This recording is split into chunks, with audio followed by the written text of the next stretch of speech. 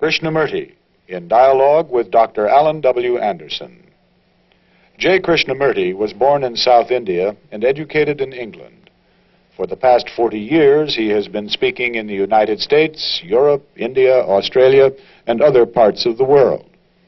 From the outset of his life's work, he repudiated all connections with organized religions and ideologies and said that his only concern was to set men absolutely, unconditionally free.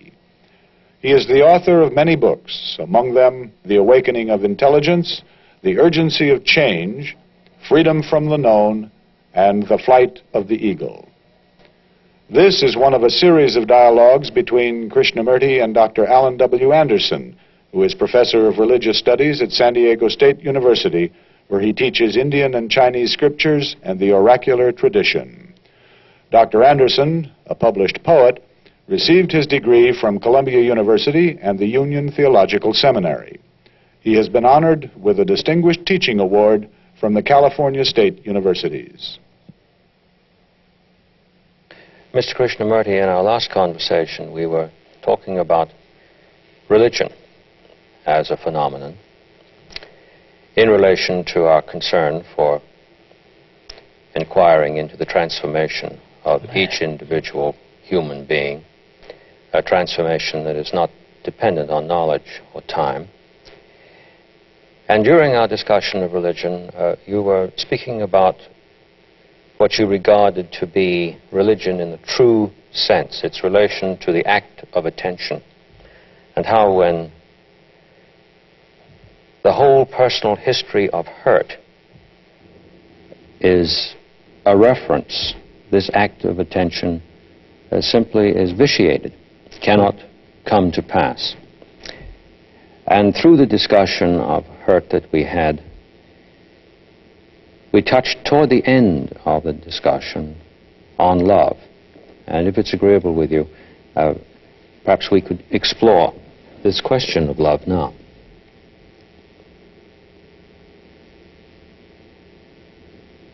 So, when you use the word explore, are we using that word intellectually, exploring with the intellect, or exploring in relation to the word and seeing in that word the mirror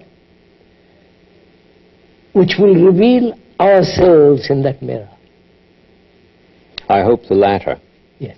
Mm-hmm. That is, the word is the mirror. Yes. In which I, as a human being, observing.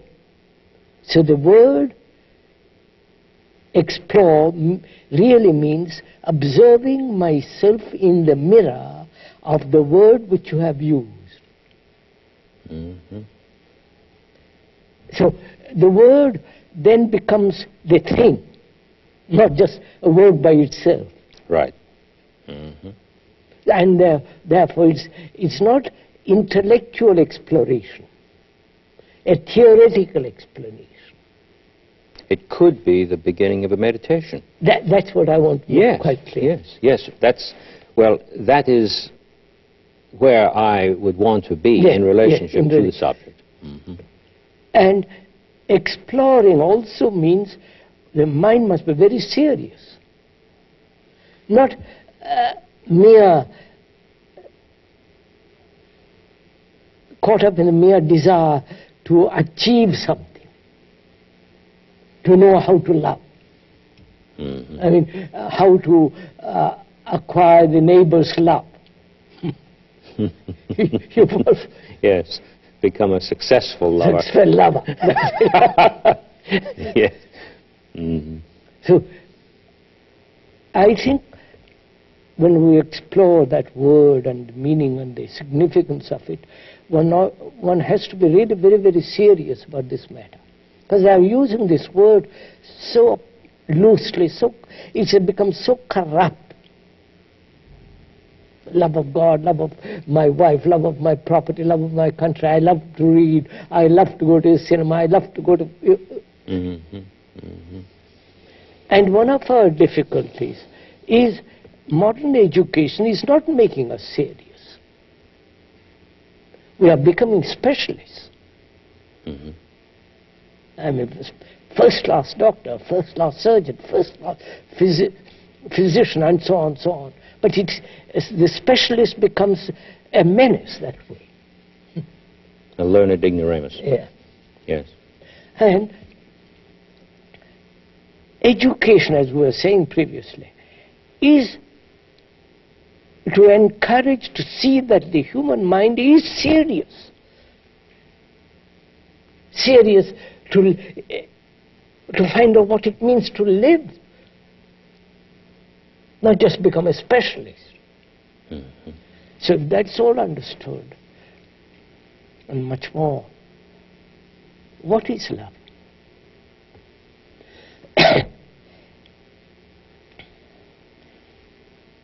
Is love pleasure? Is love the expression of desire? Is love sexual appetite fulfilled? Is love the pursuit of a desired end? The identification with a family, with a woman, with a man?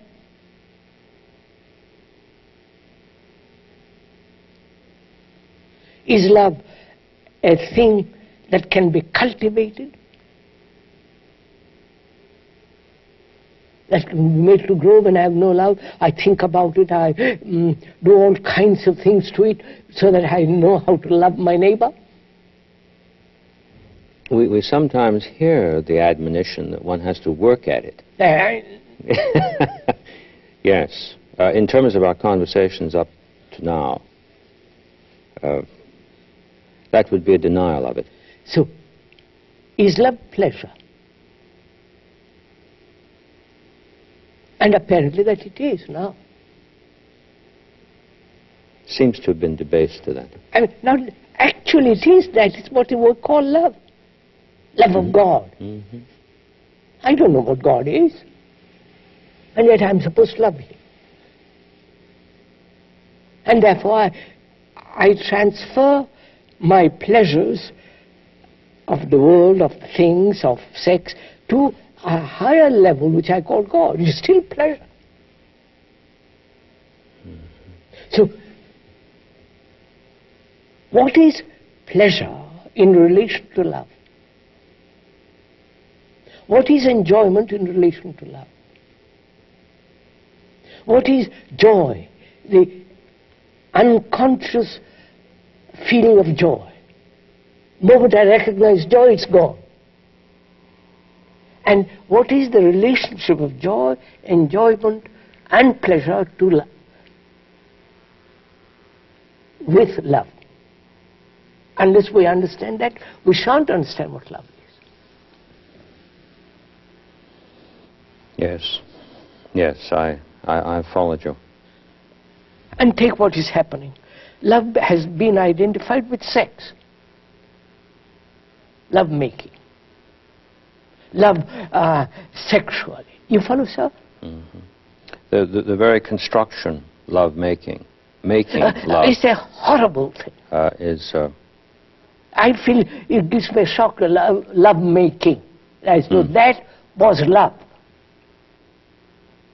Mm-hmm. See, that's what... You see, sir, I think this is very important. What the Western civilization has put this over the whole of the earth. Through cinemas, through books, through pornography, through every kind of advertisement, stories. This sense of love is